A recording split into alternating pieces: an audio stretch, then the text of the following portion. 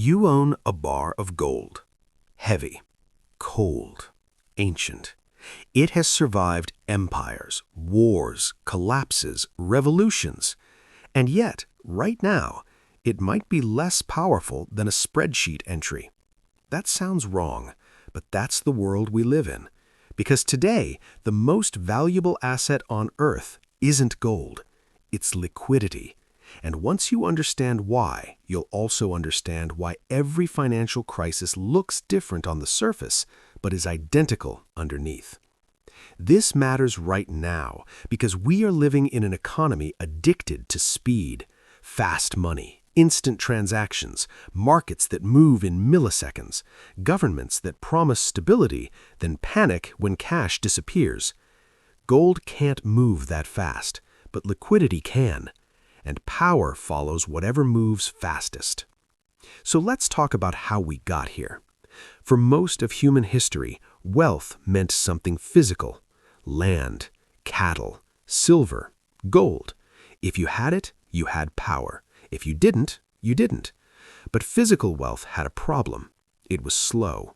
Gold had to be mined, moved, guarded, counted, verified. And in a world where trade was expanding, that slowness became a bottleneck.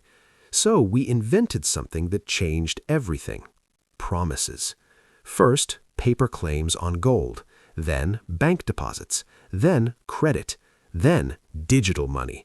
And with each step, money became less real, but more useful.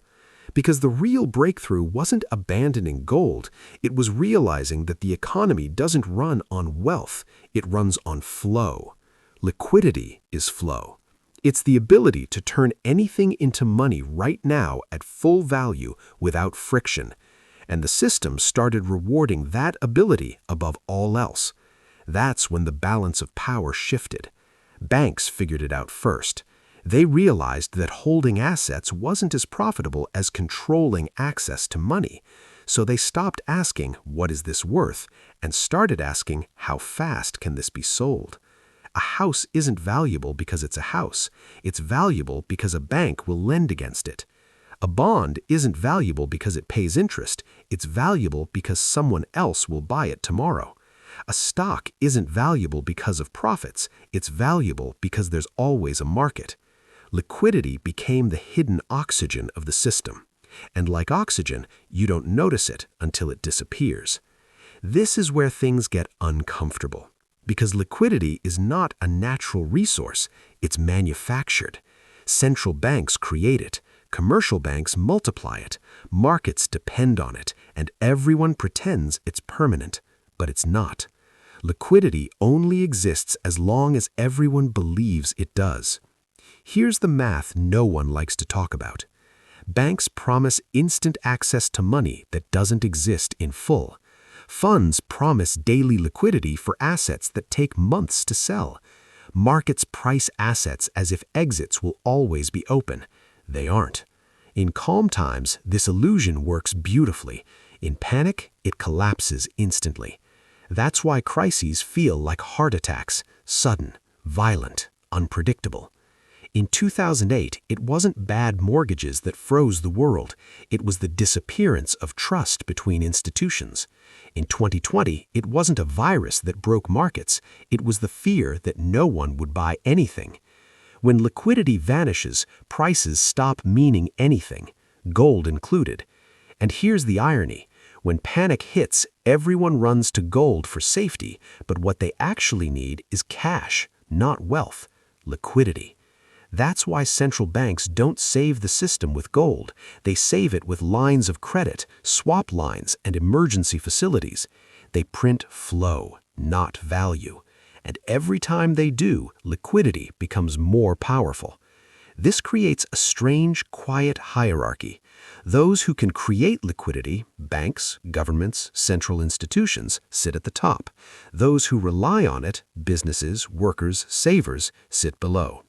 The system doesn't reward ownership anymore, it rewards access, and access is political.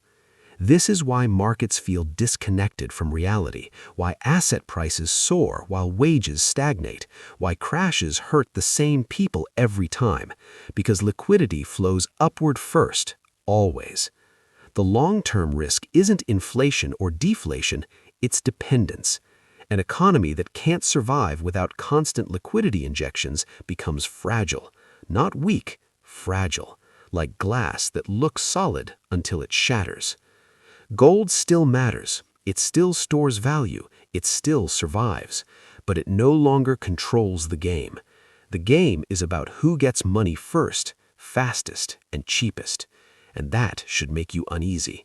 Because when liquidity becomes more powerful than gold, stability becomes a policy choice, not a property of the system. And policy choices change. So the real question isn't whether gold will rise or fall, it's this. What happens to an economy when the flow of money matters more than the existence of wealth itself? And who gets to decide when that flow stops?